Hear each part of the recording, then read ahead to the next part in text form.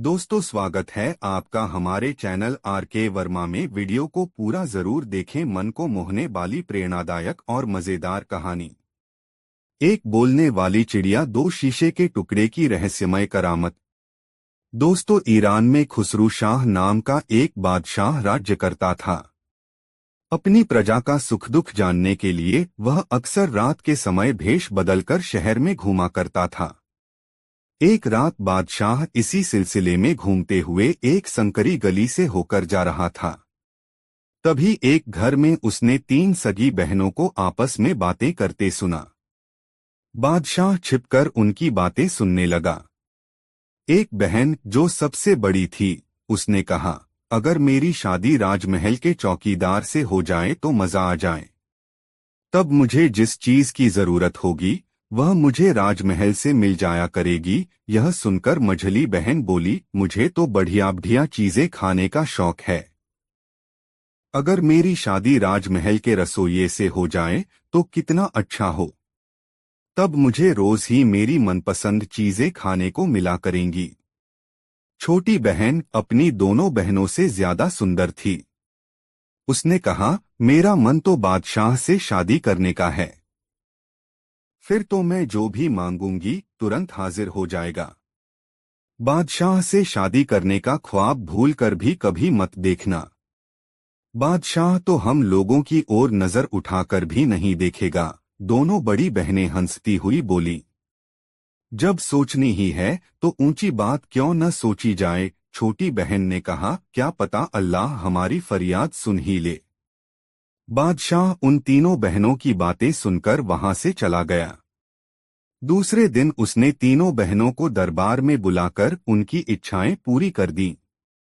इसके बाद तीनों बहनें अपने अपने पतियों के संग राजमहल में अपने अपने रुतबे के अनुसार रहने लगीं।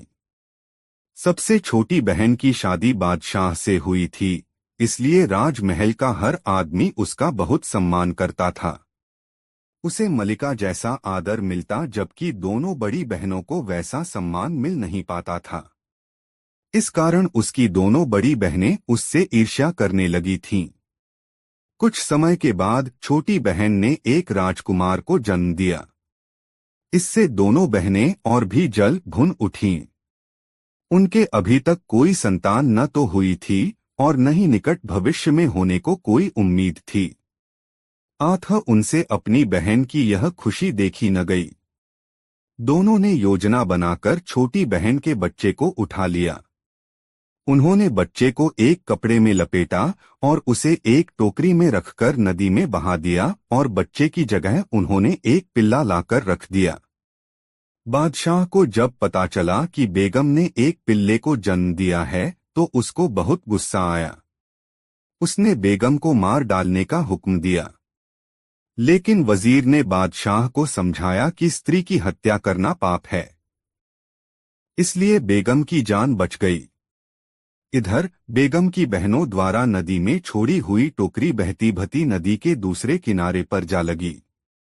नदी के दूसरे किनारे पर बादशाह के सेवा निवृत्त सेनापति का मकान था। सेनापति की नजर पानी में बहती हुई टोकरी पर पड़ी। उसने तुरंत टोकरी को पानी से बाहर निकाल लिया। टोकरी में एक नवजात बच्चे को देखकर उसके आश्चर्य का ठिकाना न रहा। सेनापति के कोई संतान न थी। उसने बच्चे को अपनी गोद में उठा लिया और अपने घर ले गया। बच्चे को देखकर उसकी पत्नी भी फूली नहीं समाई। पति पत्नी उस बच्चे का पालन पोषण अपनी संतान की तरह करने लगे। कुछ समय के बाद छोटी बहन ने फिर एक राजकुमार को जन्म दिया। इस बार भी उसकी ईर्ष्यालु बहनों ने वही किया जो उन्होंने पहली बार किया था। उन्होंने बच्चे को एक कपड़े में लपेटा और उसे एक टोकरी में रखकर नदी में बहा दिया। इस बार भी नदी में बहती हुई टोकरी उसी सेवा निवृत्त सेनापति के हाथ लगी।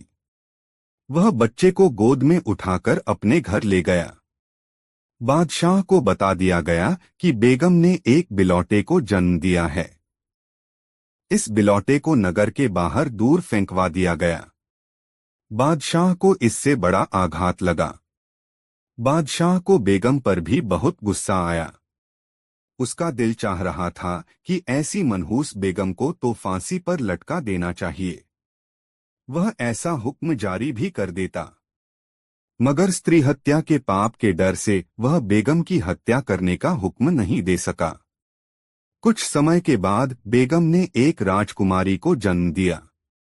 बेगम की ईर्ष्यालु बहनों ने बच्ची को भी कपड़े में लपेटा और एक टोकरी में रखकर नदी में बहा दिया। बहती हुई यह टोकरी भी उसी सेवानिवृत्त सेनापति के हाथ लगी। वह बच्ची को अपने घर ले गया। सेनापति और उसकी पत्नी दोनों बच्चों के साथ साथ इस बच्ची को भी बड़े प्यार दुलार से पालने पोसने लगे। इस बार बादशाह को बताया गया कि बेगम ने एक गुड़िया को जन्म दिया है। अब ती बादशाह को इतना गुस्सा आया कि उसने बेगम को राजमहल से बाहर निकाल दिया। नसीब की मारी बेगम बेचारी एक पुरानी मस्जिद के पास झोंपड़ी बनाकर रहने लगी। उसकी दोनों बड़ी बहनें छोटी बहन की दुर्दशा देखकर बहुत खुश हुई। उधर निवृत्त सेनापति और उसकी पत्नी ने अपने पुत्रों में से एक का नाम बहमन और दूसरे का नाम परवेज रखा था। वे अपनी बेटी को परिजादा के नाम से पुकारते थे। तीनों बच्चे बहुत बुद्धिमान और बहादुर थे। उनके लिए अच्छी से अच्छी शिक्षा की व्यवस्था की गई थी। पढ़ाई के साथ साथ घुड़सवारी और अस्त्र शस्त्र चलाने की भी उन्हें तालीम दी गई थी। सेनापति और उसकी पत्नी अपने बच्चों की प्रगति से खुश थे। वे उनकी अच्छी परवरिश से पूर्ण रूप से संतुष्ट थे। सेनापति अब बूढ़ा हो गया था। इसी बीच एक दिन उसकी मृत्यु हो गई। कुछ समय के बाद उसकी पत्नी भी खुदा को प्यारी हो गई। सेनापति और उसकी पत्नी ने अपने बच्चों को उनके जन्म के बारे में कभी कोई बात नहीं बताई थी। तीनों बच्चे सदा सेनापति और उसकी पत्नी को ही अपने माँ बाप समझते रहे। इसलिए उन्हें सेनापति और उसकी पत्नी अर्थात अपने माता पिता की मृत्यु का बहुत दुख हुआ। एक दिन बहमन और परवेज जंगल में शिकार खेलने गए हुए थे। तभी एक भिखारिन परिजादा के पास आई। वह जंगल में अकेली रहती थी। परिजादा ने प्रेम पूर्वक उसका स्वागत किया। परिजादा के प्रेमपूर्ण व्यवहार से भिखारिन बहुत खुश हुई।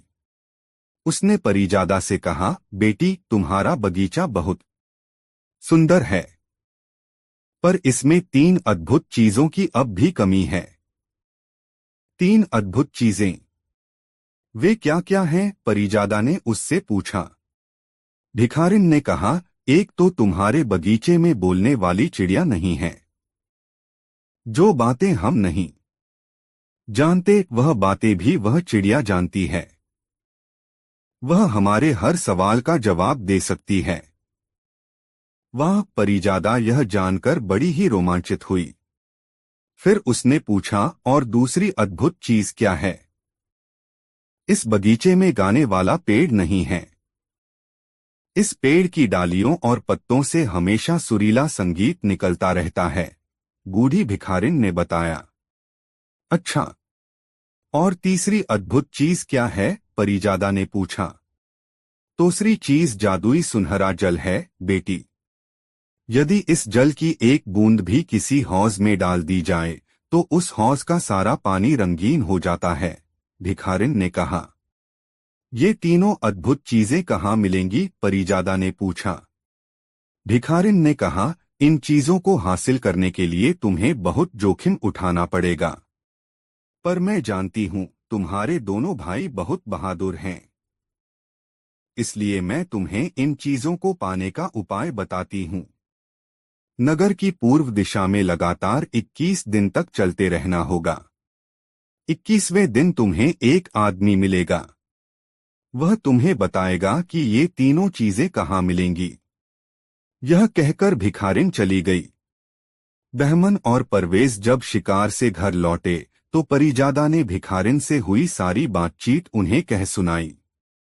परिजादा की बातें सुनकर दोनों भाई इन तीनों अद्भुत चीजों को पाने के लिए उत्सुक हो उठे। वे हर तरह का खतरा उठाने के लिए तैयार हो गए। पहले बहमन ने इन अद्भुत वस्तुओं की खोज में जाने का निर्णय किया। उसने अपना धनुष बाण लिया, तलवार उठाई और एक पानीदार घोड़े पर सवार होकर अपने भाई भन से विदा लेकर चल दिया। जाते समय परिजादा ने बहमन से कहा, भैया, तुम इतनी दूर जा रहे हो और तुम्हारा सफर खतरों से भरा हुआ है। आखिर हमें इस बात का पता कैसे चलेगा कि तुम सही सलामत हो? बहमन ने उसे एक कटार देते हुए कहा, जब तक इस कटार की धार चमकती रहेगी तब तक समझना कि मैं सलामत हूँ। जिस समय यह कटार खून से रंग जाए उस समय यह मान लेना कि मैं जिंदा नहीं हूँ।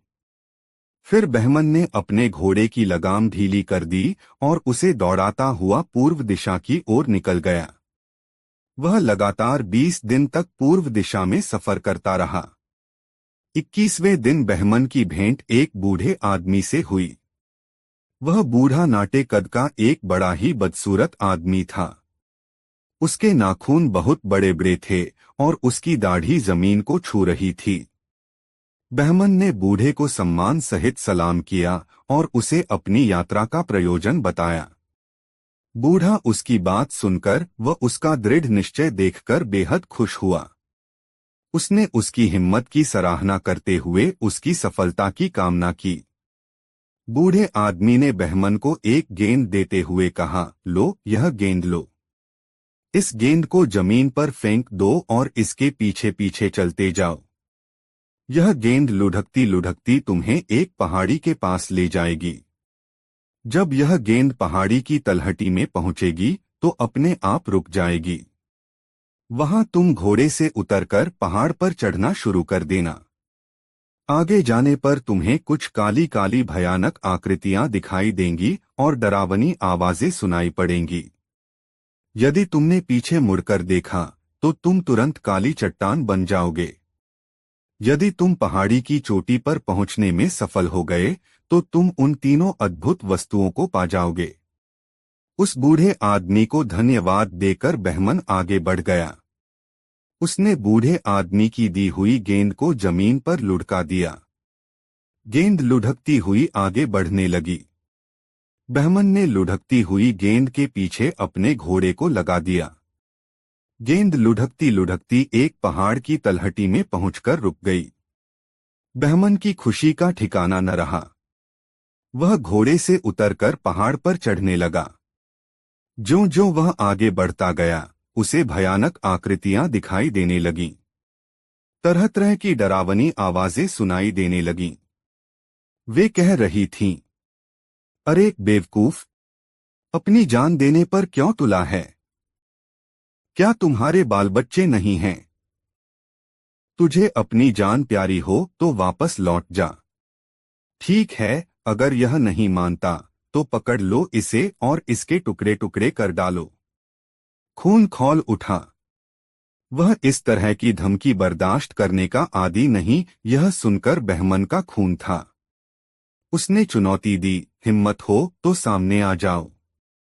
इस तरह कायरों की तरह दूर से क्यों बकवास कर रहे हो?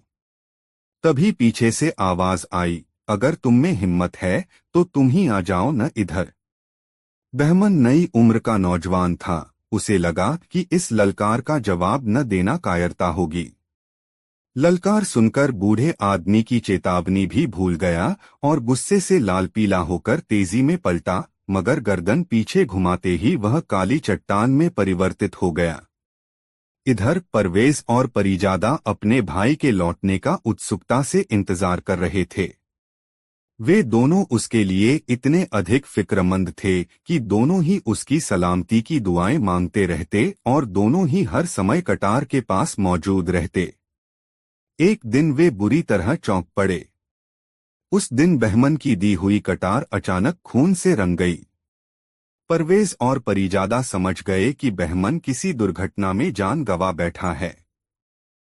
दोनों जोर जोर से रोने लगे और इस सदमे के कारण बेहोश हो गए। कुछ देर के बाद जब उन्हें होश आया तो परवेज ने अपने भाई को ढूंढ निकालने का निश्चय किया। परिजादा ने उसे रोकने की बहुत कोशिश की पर उसने परिजादा की एक न सुनी। उसी समय वह अपने घोड़े पर सवार होकर पूर्व दिशा की ओर निकल पड़ा। परवेज का भी वही हाल हुआ जो हाल वहमन का हुआ था। वह भी काली चट्टान बन गया। परिजादा ने देखा कि कटार फिर खून से सराबोर हो गई है। अब वह फूट फूट कर रोने लगी। उसको ख्वाहिश पूरी करने की कोशिश में उसके दोनों भाई अल्लाह को प्यारे हो गए थे। कुछ देर बाद जब वह स्वस्थ हुई तो उसने मन ही मन प्रण किया, अब मैं जाऊंगी मौत के इस सफर पर। मैं वह करामाती चीजें ही नहीं, अपने दोनों पराक्रमी भाइयों को भी जिंदा लेकर वापस लौटूंगी। परिजादा ने घर की देखभाल करने का काम एक नौकर को सौंप दिया। इसके बाद वह भी अपने भाइयों की तरह धनुष बाण और तलवार लेकर तेज दौड़ने वाली एक अरबी घोड़ी पर सवार होकर निकल पड़ी। परिजादा ने नगर की पूर्व दिशा में चलते हुए 20 दिन की यात्रा पूरी कर ली। 21वें दिन सुबह परिजादा की भेंट उसी बूढ़े आदमी से हुई। बूढ़े आदमी को यह समझते देर नहीं लगी कि यह लड़की वहमन और परवेज की बहन है। उसने उसके भाइयों के साथ हुए हादसों के बारे में उसे बताया और सलाह दी कि वह व्यर्थ में खतरा मोल लेने का साहस न करे और वापस लौट जाए। मगर परिजादा इरादे की पक्की थी। वह तो आज जान हथेली पर लेकर निकली थी। वह दृढ़ प्रतिज्ञा करके निकली थी कि या तो वह वे तीनों अद्भुत चीजें और अपने भाइयों को लेकर लौटेगी या स्वयं भी वहीं दफन हो जाएगी। परिजादा ने कहा, बाबा, आपकी सलाह के लिए धन्यवाद, लेकिन यदि मैं अपने भाइयों को वापस लाने में सफल नहीं हो सकी तो मुझे काली चट्टान बन जाने में खुशी होगी। परिजादा का दृढ़ निश्चय देखकर बूढ़ा आदमी चकित रह गया। उसने उसे भी एक गेंद दी और वही बातें दोहराई जो पहले उसके भाइयों के समक्ष दोहरा चुका था। दोस्तों, वीडियो को एक लाइक जरूर करें। परिजादा ने उसका शुक्रिया अदा किया और आगे बढ़कर निर्देश के अनुसार गेंद रास्ते पर लुढ़का दो। वह उसके पीछे पीछे अपनी घोड़ी दौड़ाने लगी। गेंद लुढ़कती लुढ़कती एक पहाड़ की तलहटी में जाकर रुक गई। परिजादा तुरंत घोड़ी से उतर पड़ी। उसने पहाड़ पर चढ़ना शुरू कर दिया।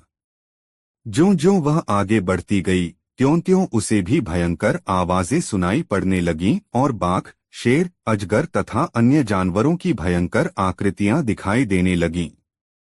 चतुर परिजादा को एक तरकीब सूझी। उसने अपनी आंखों पर पट्टी बांध ली और कानों में रुई ठूंस ली। इससे उसे भयानक आकृतियां दिखनी और डरावनी आवाजें सुनाई देनी बंद हो गई। फिर तो वह आसानी से पहाड़ की चोटी पर पहुंच गई। ऊपर पहुंचकर परिजादा ने आंखों से पट्टी उतार दी और कानों में से रुई के फाहे निकाल दिए। तत्पश्चात आंखें खोलते ही परिजादा को अपने सामने सोने का एक पिंजरा दिखाई दिया। पिंजरे की चिड़िया उसे देखकर चहकने लगी। चिड़िया की मीठी बोली सुनकर परिजादा बहुत खुश हुई। चिड़िया ने परिजादा से कहा, बहन, मुझे मालूम है तुमने 3 अद्भुत चीजें पाने के लिए इतना बड़ा खतरा मोल लिया है। अब तीनों अद्भुत चीजें तुम्हारे समीप हैं। यह सामने गाने वाला पेड़ है। इसमें से तुम एक टहनी तोड़ लो। इसे अपने बगीचे में लगा देना। यहां से 100 कदम दूर एक झरना है। एक सुराही में उसका सुनहरा पानी भर लो और इसे अपने साथ ले जाओ। इस तरह परिजादा ने बोलने वाली चिड़िया, गाने वाला पेड़ और सुनहरा जल प्राप्त कर लिया। अब उसे अपने दोनों भाइयों की याद आई। उनकी याद आते ही उसकी आंखों में आंसू आ गए। उसने बोलने वाली चिड़िया से कहा, क्या तुम्हें मालूम है कि मेरे दोनों भाई कहाँ हैं? क्या तुम मुझे उन्हें जीवित करने का उपाय बता सकती हो? चिड़िया ने कहा, अब तो यह सब बड़ा आसान है बहन। तुम यह सुनहरा जल काली चट्टानों पर छिड़क दो। इससे तुम्हारे भाइयों के साथ साथ चट्टान बन चुके दूसरे सभी नौजवान फिर से जीवित हो उठेंगे। यह सुनते ही परिजादा ने हर काली चट्टान पर सुनहरा जल छिड़क दिया। दूसरे नौजवानों के साथ साथ उसके दोनों भाई भी जीवित हो उठे। वे दौड़कर आए और परिजादा से गले लगकर मिले। खुशी के मारे उनकी आंखों में आंसू छलक आए। तीनों भाई बहन तीनों अद्भुत वस्तुएं लेकर खुशी खुशी घर लौट आए। पहाड़ की चोटी से वापस लौटते समय न उन्हें कोई भयानक आकृति दिखाई दी और न ही डरावनी आवाजें ही सुनाई पड़ी। बोलने वाली चिड़िया का पिंजरा दीवानखाने में टांग दिया गया। गाने वाले पेड़ की टहनी बगीचे में लगा दी गई। अब उसमें से मधुर संगीत निकलने लगा। बगीचे में सफेद संगमरमर से एक सुंदर हौज बनाया गया। उसमें सुराही से सुनहरा जल डाल दिया गया। हौज का पानी रंगीन हो गया। उसमें हमेशा रंगीन पानी का फव्वारा छूटता रहता। अब परिजादा और उसके दोनों भाई आनंदपूर्वक रहने लगे। एक दिन बहमन और परवेज जंगल में शिकार खेलने गए थे।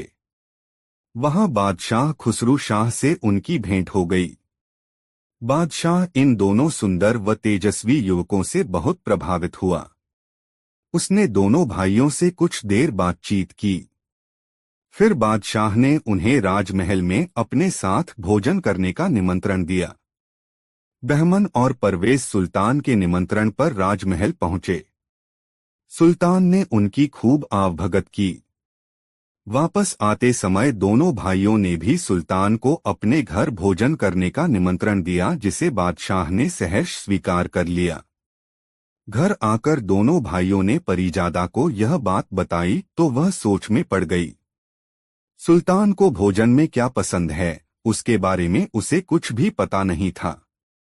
अंत में उसने बोलने वाली चिड़िया से बादशाह की पसंदगी के बारे में पूछा।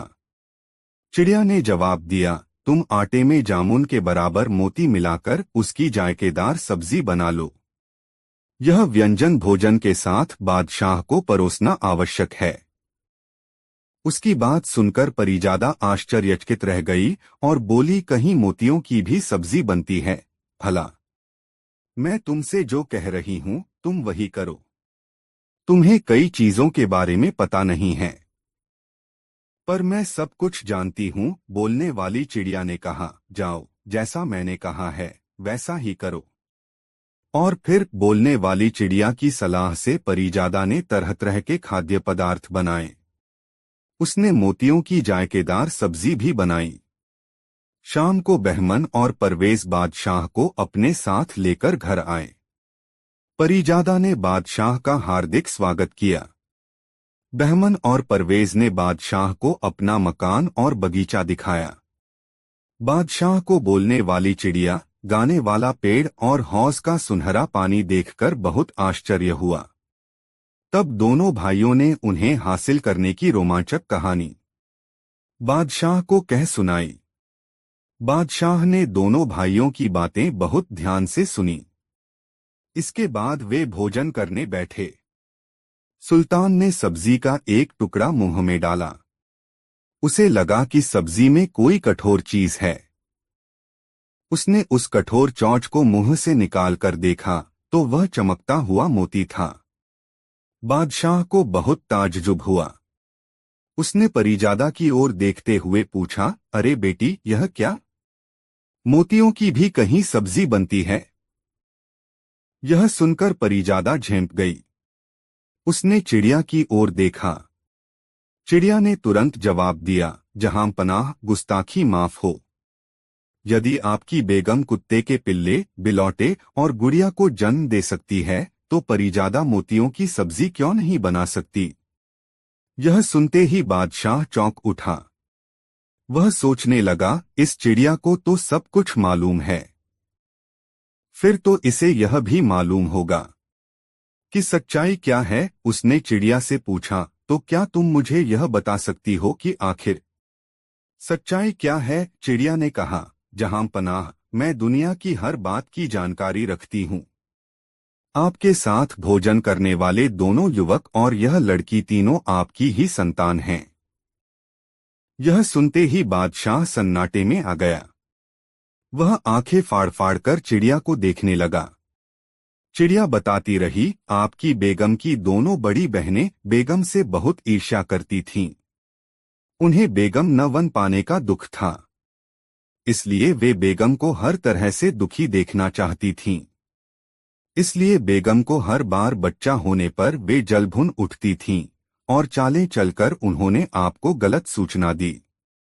अपनी दोनों सालियों की करतूतें सुनकर बादशाह का खून खौलने लगा।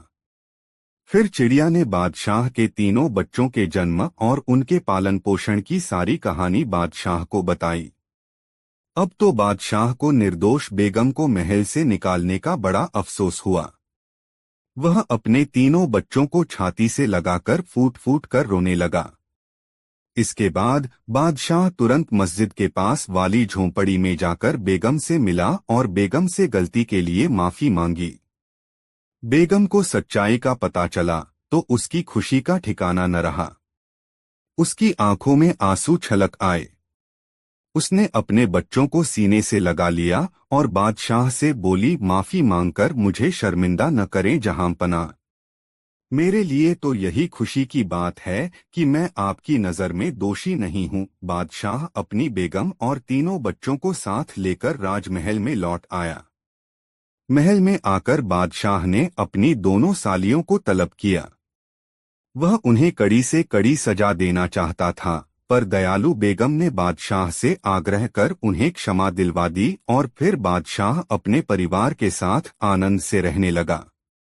दोस्तों, यह कहानी आपको कैसी लगी, अपना अनुभव कमेंट बॉक्स में जरूर बताएं। शीशे के टुकड़े की रहस्यमय करामात। दोस्तों, बगदाद शहर में हसन रस्सीवाला नाम का एक आदमी रहता था। नाम तो उसका हसन था, मगर चूंकि वह दिन भर रस्सियां बनाने का काम करता था, इसलिए लोग उसे हसन रस्सीवाला कहते थे। उसकी पत्नी और बच्चे भी रस्सी बनाने के काम में उसका हाथ बटाया करते थे। इतनी कड़ी मेहनत करने के बाद भी उसके परिवार का मुश्किल से गुजारा होता था। एक दिन साद और सादी नाम के हसन के दो मित्र उससे मिलने आए। वे बगदाद के समीप एक शहर में रहते थे। सादी को हसन से बातचीत करते हुए उसकी गरीबी का एहसास हो गया। इसलिए उसने हसन को सोने की 200 अशर्फियां देते हुए कहा, इन अशर्फियों से तुम अपना व्यवसाय शुरू करो। हम देखना चाहते हैं कि तुम इस धन से कोई व्यवसाय शुरू करके अपनी कमाई बढ़ा सकते हो या नहीं। अशर्फियां पाकर हसन बहुत खुश हुआ। उसने सादी को धन्यवाद देते हुए कहा, सादी भाई, आपका यह एहसान मैं जिंदगी भर नहीं भूलूंगा। मुझे पूरा विश्वास है कि इस धन से मैं अपना व्यवसाय शुरू करके अच्छी कमाई कर सकूंगा। सादी और साद ने उससे कहा, हम भी यही चाहते हैं कि तुम कोई व्यवसाय शुरू करो और अच्छी कमाई करो। अब हम चलते हैं। 6 महीने बाद हम फिर तुमसे मिलने आएंगे। हमें उम्मीद है कि तब तक तुम खुशहाल हो जाओगे। हसन को जिंदगी में पहली बार इतना धन मिला था। अब उसके सामने सबसे बड़ी समस्या इस धन की सुरक्षा की थी। साद और सादी के जाने के बाद उसने सोचा, इन अशर्फियों का क्या किया जाए, इन्हें कहाँ रखा जाए ताकि ये महफूज रहें। आखिरकार उसने उनमें से 10 अशर्फियां अपने खर्च के लिए निकाल लीं और बाकी 190 मोहरें उसने अपनी पगड़ी के एक सिरे में सी लीं और वह सिरा पगड़ी में दबा दिया। अब उसे मोहरों के चोरी हो जाने का बिल्कुल डर नहीं रहा। 10 अशर्फियां लेकर वह बाजार गया। उनसे उसने अपने बेटे के लिए कुछ नए कपड़े और मिठाइयां खरीदी। सब सामान हाथ में लिए वह घर लौट रहा था कि एक चील ने मिठाई के डिब्बे पर झपट्टा मारा, पर हसन ने मिठाई का डिब्बा कसकर पकड़ रखा था। इसलिए वह चील के चंगुल में नहीं आया और उसका वार खाली चला गया। आठ चील ने फिर से हसन के सिर पर झपट्टा मारा और उसकी पगड़ी लेकर वह आकाश में उड़ गई। हसन जोर जोर से चिल्लाने लगा। उसने कुछ दूर तक चील का पीछा भी किया, पर उसे अपनी पगड़ी वापस नहीं मिली। आखिरकार हसन निराश होकर घर लौट आया। उसने सारी घटना अपनी पत्नी और बच्चों को सुनाई और अपनी तकदीर को कोसता हुआ सिर पकड़कर बैठ गया। उसने बताया कि चील किस तरह उसकी पगड़ी लेकर आकाश में उड़ गई, जिसमें उसने सोने की 190 अशर्फियां सी रखी थीं। उसकी बातों पर विश्वास न करके उसके परिवार वालों ने उसकी बात हंसी में उड़ा दी। हसन ने अपने मन को यह दिलासा देकर संतोष कर लिया कि खुदा ने ही उसे यह धन दिया था और उसी ने वापस ले लिया, और फिर से रस्सियां बना बनाकर गरीबी में ज्यों-त्यों अपना गुजारा करने लगा। 6 महीने के बाद उसके मित्र सादी और साद फिर हसन के पास आए। वे उम्मीद कर रहे थे कि इस बार जब हम जाएंगे तो हसन का एक नया ही रूप देखने को मिलेगा, मगर ऐसा कुछ नहीं हुआ था। उसकी हालत देखकर वह भौंचक के रह गए कि हसन तो पहले की तरह ही फक्कड़ था। जब हसन से उन्होंने इसका कारण पूछा तो उसने उन्हें सारी कहानी कह सुनाई कि किस तरह उसने उनकी दी हुई सारी मोहरें गवा दी। हसन की बात सुनकर सादी को बड़ा गुस्सा आया, लेकिन साद ने कहा, सादी गुस्सा मत करो, हसन ईमानदार आदमी है। हो सकता है कि जो कुछ इसने बताया है वह सच हो। सादी ने हसन को फिर 200 मोहरें देते हुए कहा, हसन तुम्हारा कहना सच है, लेकिन इस बार तुम्हें सतर्क रहना होगा। अब तुम इस धन को व्यापार धंधे में लगाना ताकि तुम सुखी हो सको। हम तुम्हें सुखी देखना चाहते हैं। 6 महीने के बाद हम फिर तुम्हारे पास आएंगे। देखो इस बार असावधानी मत बरतना। हसन ने हिचकते हुए धन स्वीकार कर लिया, अपने दोनों मित्रों को बहुत धन्यवाद दिया। उनके जाने के बाद हसन ने 10 मोहरें अपने पास रखकर बाकी 190 मोहरें एक पोटली में बांध दीं। वह सोचने लगा कि इस पोटली को कहाँ रखा जाए। तभी उसे एक उपाय सूझा। उसने यह पोटली पीतल के एक पुराने मर्तबान में रखकर उसका मुंह अच्छी तरह बंद कर दिया और उस मर्तबान को घर के एक कोने में रख दिया। हसन ने अब पटसन की रस्सियों का व्यवसाय करने का निश्चय किया। इसके लिए पटसन खरीदने वह अपने साथ 10 मोहरें लेकर बाजार गया। जब हसन पटसन खरीदने बाजार गया हुआ था, तभी एक फेरी वाला साबुन बेचते हुए उसके घर के पास आ पहुंचा। हसन की पत्नी को साबुन की जरूरत थी, लेकिन उसके पास पैसे नहीं थे। इसलिए उसने घर के कोने में बेकार पड़ा पीतल का मर्तबान फेरी वाले को देकर उसके बदले साबुन ले लिया। फेरी वाला पीतल का मर्तबान लेकर चला गया। हसन जब पटसन खरीद कर घर लौटा, जो अकस्मात उसकी नजर घर के कोने की ओर गई। वहां रखे मर्तबान को नदारद देखकर वह चौंक पड़ा। उसने अपनी पत्नी से पीतल के मर्तबान के बारे में पूछताछ की। उसकी पत्नी ने कहा, वह मर्तबान तो पुराना हो चुका था, हमारे किसी काम का नहीं था, इसलिए मैंने उसे फेरी वाले को देकर उसके बदले में साबुन खरीद लिया है। देखो उस पुराने मर्तबान के बदले उसने मुझे कितना सारा साबुन दिया है। अच्छा किया न मैंने। हसन यह सुनकर आगबूला हो उठा, अरे बेवकूफ, उस मर्तबान में सोने की 190 अशर्फियां थीं। तुमने मर्तबान बेचने के पहले उसे खोलकर देखा भी नहीं कि उसमें क्या है। साबुन के बदले वह मर्तबान देकर तुमने अपने नसीब को धो डाला। यह सुनकर हसन की पत्नी सन्न रह गई। उससे इतना भारी अपराध हो गया था कि वह फूट फूट कर रोने लगी। बाद में हसन और उसकी पत्नी ने उस फेरी वाले की बहुत तलाश की, पर उसका कहीं पता नहीं चला। हार थककर हसन ने अपनी तकदीर को कोसते हुए कहा, खुदा को शायद यही मंजूर था। अब वह और भी ज्यादा मेहनत और लगन से रस्सियां बनाने के काम में जुट गया।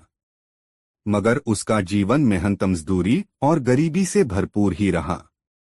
लाख कोशिशों के बाद भी वह इतना नहीं कमा पाया कि 2 पैसे बचा सके। इसी प्रकार फिर तेजी से 6 महीने गुजर गए। 6 महीने के बाद सादी और साद फिर हसन से मिलने आए। उन दोनों को देखकर हसन का सिन शर्म से झुक गया। उसकी आंखों से आंसू बहने लगे। अब उन्हें वह क्या जवाब दे। उसके दोस्त समझ गए कि इस बार भी कोई अनहोनी हो गई है।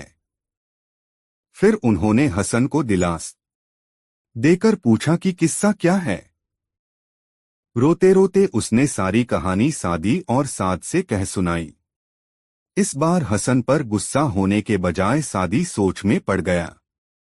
उसने कहा, हसन, तुम्हारी ईमानदारी के प्रति हमें जरा भी संदेह नहीं है, पर यह समझ में नहीं आता कि आखिर तुम्हारे साथ बार बार ऐसा क्यों हो रहा है। साद ने सादी से कहा, सादी भैया, तुम यह समझते हो कि किसी को धन देकर तुम उसको तकदीर बदल सकते हो, लेकिन तुम्हारा यह सोचना गलत है। धन के बिना भी आदमी की तकदीर बदल सकती है। सादी ने कहा, साद, मेरा जो सोचना था मैंने वैसा किया और अपनी कोशिश भी करके देख ली। अब तुम अपनी बात सिद्ध करके दिखाना चाहो तो दिखा सकते हो। ठीक है। साद ने जमीन पर पड़ा हुआ शीशे का एक टुकड़ा उठाकर हसन को देते हुए कहा, लो हसन, अगर खुदा की मर्जी होगी तो शीशे के इस टुकड़े से भी तुम्हारी गरीबी दूर हो सकती है। इसलिए तुम शीशे के इस टुकड़े को संभाल कर रखना। हम 6 महीने के बाद फिर तुम्हारे पास आएंगे और देखेंगे कि तुम्हारा क्या हाल है। इसके बाद साद और सादी वहां से चले गए। हसन की गली में ही एक मछुआरा रहता था। वह मछलियां पकड़ने के लिए एक जाल बना रहा था। जाल बुनने के लिए उसे शीशे के एक टुकड़े की जरूरत पड़ी। रात का समय था। बाजार की सभी दुकानें बंद हो चुकी थीं। यदि रात को ही जाल तैयार न हो पाता तो मछुआरा सुबह मछलियां पकड़ने नहीं जा सकता था। इसलिए मछुआरे ने पास पड़ोस वालों से पूछताछ की, पर उसे किसी के पास शीशे का टुकड़ा नहीं मिला। अंत में वह हसन के पास आया। हसन को साद द्वारा दिए शीशे के उस टुकड़े की याद आई। उसने खुशी खुशी शीशे का वह टुकड़ा मछुआरे को दे दिया। शीशे का टुकड़ा पाकर मछुआरा बहुत खुश हुआ। उसने हसन का आभार मानते हुए कहा, हसन, मैं वादा करता हूं कि कल मेरे जाल में जो भी पहली मछली फंसेगी वह तुम्हारी होगी। इसके बाद मछुआरा शीशे का टुकड़ा लेकर अपने घर गया और रात भर में उसने जाल तैयार कर लिया। अगले दिन मछुआरा जाल लेकर समुद्र में मछली पकड़ने गया। उस दिन उसके जाल में खूब मछलियां फंसी। यह देखकर मछुआरे की खुशी का ठिकाना न रहा, मगर अपने वादे के अनुसार पहली मछली उसने अलग ही रखी हुई थी। मछलियां लेकर घर लौटते समय उसने वह मछली हसन को भेंट कर दी। हसन ने मछली लेने से बहुत इनकार किया, पर मछुआरा न माना। उसके बार बार आग्रह करने पर हसन ने वह मछली ले ली। हसन की पत्नी ने मछली से स्वादिष्ट व्यंजन बनाया। हसन भोजन करने बैठा तो उसे बच्चों के आपस में झगड़ने की आवाज सुनाई दी। उसने अपनी पत्नी से पूछा, अरे, ये बच्चे आपस में क्यों लड़ रहे हैं? पत्नी बोली, कोई खास बात नहीं है। दरअसल मछली के पेट से एक चमकीला पत्थर निकला था। उसी को लेकर दोनों कब से लड़ रहे हैं। यह बहुत चमकदार और खूबसूरत पत्थर है। इसको चमक से हमारा सारा घर जगमगा उठता है। हसन ने बच्चों को अपने पास बुलाया और उनसे वह पत्थर ले लिया। उसने पत्थर को हाथ में लेकर देखा तो उसकी चमक से उसकी आंखें चौंधियां गई। तभी हसन के पड़ोस में रहने वाली एक महिला वहां आ पहुंची। उसने हसन की पत्नी से पूछा, अरे, तुम्हारे घर में इतना शोर क्यों मचा हुआ है? हसन की पत्नी ने उसे वह चमकदार पत्थर दिखाते हुए कहा, क्या बताऊं बहन, आज तो मेरे बच्चों ने नाक में दम कर रखा है। इस चमकीले पत्थर के लिए दोनों आपस में लड़ रहे हैं।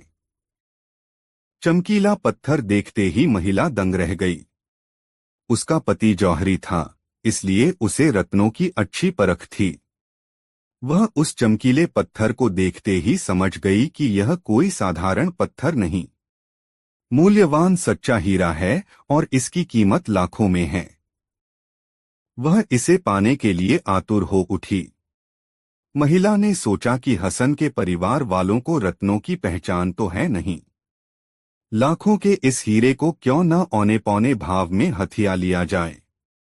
इसलिए उसने हसन की पत्नी से कहा, अगर तुम्हारे बच्चे इस बेकार पत्थर के लिए लड़ रहे हैं तो लाओ इसे मुझे दे दो, मैं तुम्हें इसके बदले 20 मोहरें दूंगी। मगर हसन की पत्नी ने उसे वह चमकीला पत्थर देने के लिए इनकार कर दिया। उस महिला की बात सुनकर वह समझ गई कि यह जरूर कोई कीमती पत्थर होगा। इसलिए वह महिला बिना मांगे इस पत्थर के लिए 20 मोहरें देने को तैयार हो गई।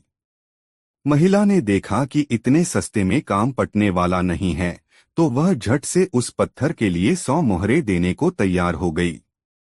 अब हसन और उसकी पत्नी के मन में और संदेह उत्पन्न हो गया। मन ही मन हसन ने सोचा, यह महिला हमें इस बेकार पत्थर के लिए 100 मोहरें देने को तैयार है, तो इसका मतलब यह है कि यह कोई साधारण पत्थर न होकर कोई बहुमूल्य हीरा होना चाहिए। उसने महिला से कहा, बहन जी, हम समझ गए हैं कि यह कोई मामूली पत्थर नहीं है। हम इस पत्थर को कौड़ियों के भाव में नहीं देने वाले। यह पत्थर बहुत कीमती है। महिला ने ताड़ लिया कि हसन वास्तविकता को समझ गया है।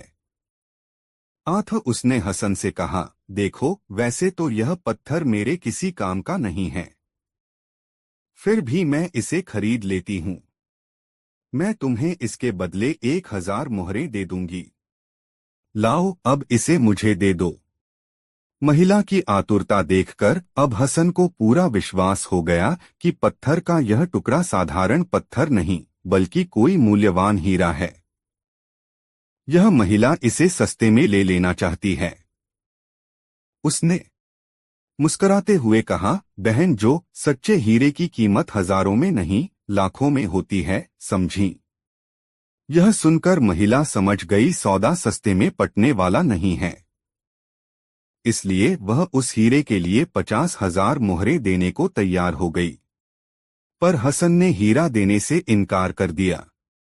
महिला और हसन की बातचीत चल ही रही थी कि तब तक महिला का पति भी वहां आ गया।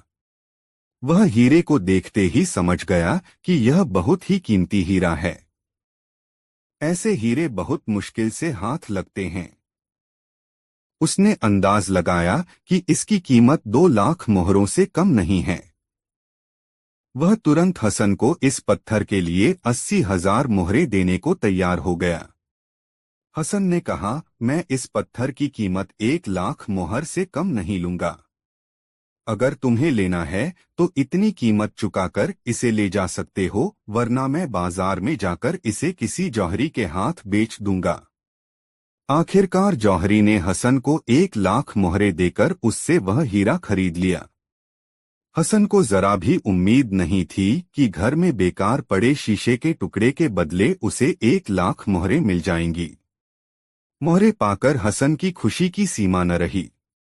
उसे शीशे के इस टुकड़े को देने वाले साद की याद हो आई। उसके लिए हसन के दिल से दुआएं निकलने लगीं। हसन ने तहे दिल से उसे दुआ दी। हसन ने इन 1 लाख मोहरों को अच्छे काम में लगाने का निश्चय किया। उस शहर में हसन जैसे रस्सियां बनाने वाले अनेक गरीब लोग रहते थे। अपना गुजर बसर करने के लिए उन्हें दिन भर जी तोड़ मेहनत करनी पड़ती थी। हसन ने उन्हें सस्ते भाव में पटसन एवं सूत देना शुरू कर दिया। उसने उनकी बनाई हुई रस्सियों को भी बाजार में उचित भाव पर बेचना शुरू किया। इस प्रकार धीरे धीरे रस्सियां बनाने वालों की आर्थिक स्थिति सुधरने लगी। हसन को भी अपनी उदार नीतियों के कारण व्यापार में खूब लाभ हुआ। हसन ने अपनी कमाई से एक आलीशान हवेली बनवाई। अब वह अपने परिवार सहित इस हवेली में रहने लगा था। बाद में उसने नदी के किनारे कुछ जमीन और बाग भी खरीद लिया। उस जमीन पर उसने खेती करवानी शुरू कर दी। वह अक्सर अपने परिवार के साथ वहां घूमने जाया करता था। हसन रस्सी वाले को अब लोग हसन सेठ के नाम से जानने लगे थे। मगर हसन इस बात को नहीं भूला कि उसे जो समृद्धि नसीब हुई है उसमें उसके दो दोस्तों सादी और साद का बहुत बड़ा योगदान था। हसन अपने इन दोस्तों को हमेशा याद रखता तथा बेचैनी से उनके आने की प्रतीक्षा किया करता था। कुछ अरसे बाद ही उसकी यह मुराद पूरी हो गई। एक दिन सादी और साद दोनों हसन से मिलने आ पहुंचे। हसन को सुखी और संपन्न देखकर उन दोनों को बहुत आश्चर्य हुआ। साथ ही उसकी संपन्नता देखकर खुशी भी बहुत हुई। हसन ने सादी और साद का दिल खोलकर स्वागत किया। फिर हसन ने उन्हें बताया कि किस प्रकार एक शीशे के टुकड़े की बदौलत तरक्की करता करता वह यहाँ तक आ पहुंचा था। हसन की बातें सुनकर उसके दोनों मित्रों की खुशी का ठिकाना न रहा। सादी ने हसन से पूछा, क्यों हसन, तुमने इतनी प्रगति सोने की 400 मोहरों की बदौलत की है या शीशे के उस टुकड़े की बदौलत? दोनों की बदौलत, हसन ने मुस्कराते हुए जवाब दिया। वह कैसे? सादी ने आश्चर्य से पूछा। फिर कहा, वह अशर्फियां तो तुम यूं ही गवा चुके थे ना। यह सच है मित्रों कि वह अशर्फियां में यूं ही गवा बैठा था, मगर मेरी बात भी सच है। अब सुनो कि सच कैसे है। हसन ने कहा, आपने मुझे 2 बार 200 सोने की मोहरें दी थीं, मगर उनमें से हर बार मैं केवल 10-10 मोहरें ही काम में ला पाया। बाकी मोहरें तो यूं ही चली गई। अगर मैंने इन मोहरों को न गवाया होता तो न साद मुझे शीशे का वह टुकड़ा देते और न ही मेरी किस्मत चमकती। सादी ने साद से कहा, साद भाई, तुम्हारा कहना सच है कि किसी को धन देकर उसकी तकदीर नहीं बदली जा सकती। मैं तुम्हारी इस बात से सहमत हूं कि पैसा कमाने के लिए खुदा की मेहरबानी और अपनी तकदीर दोनों का होना जरूरी है। दोस्तों, यह 2 मजेदार और प्रेरणादायक कहानी आपको कैसी लगी कमेंट में जरूर बताएं। ऐसी और नई मजेदार कहानी सुनने के लिए हमारे चैनल आरके वर्मा को सब्सक्राइब जरूर करें। वीडियो देखने के लिए धन्यवाद।